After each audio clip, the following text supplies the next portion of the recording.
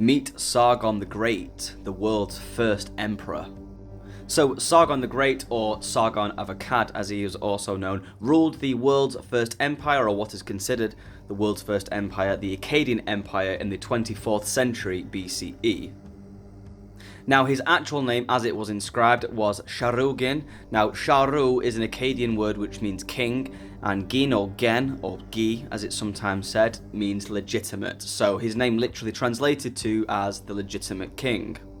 He's often credited as the first to unify the northern and southern lands of Mesopotamia under one ruler. According to a text known as the birth legend of Sargon of Akkad, he is said to come from humble beginnings.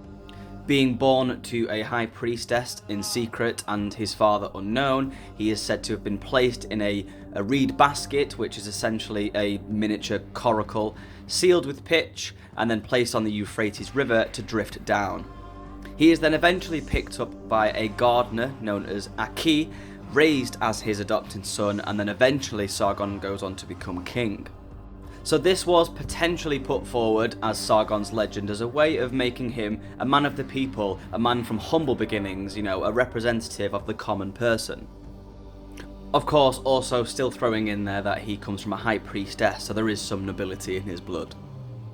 It's also very likely that this story was told to appease the Sumerians in the south, who had already rebelled against their new Akkadian ruler. So for example, Lugal-Ani, who is a known usurper who tried to usurp the throne in Ur and exiled Sargon's daughter Enchedwana from her position.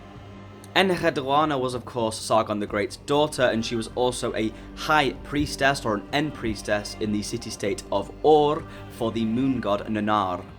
We also see him appear in another story known as Sargon and Ur-Zababa. So in this story, Sargon is a cupbearer to the king of Kish, Ur-Zababa. Now Ur-Zababa essentially has a dream that Sargon is going to kill and overthrow him, so he tries to kill Sargon. First, he is going to be sent to a temple where he is essentially going to be killed there, but Ishtar appears and foils that plot and saves Sargon. And then next, Ur-Zababa sends Sargon with a letter to the king of Uruk, Lugal-Sagezi. But the letter basically says, kill the messenger, but the end of the text is fragmentary, so we don't actually get to see what happens at the end. However, we do have an inscription where Sargon essentially captures Lugal-Sagezi and leads him in a collar to the gate of Enlil, so he probably won that one. Also another mention, Akkad, the city, the capital of the Akkadian Empire, is said to be in modern-day Baghdad, but it is still yet to be uncovered. So that was Sargon. Thank you so much for watching, and I will catch you in the next video.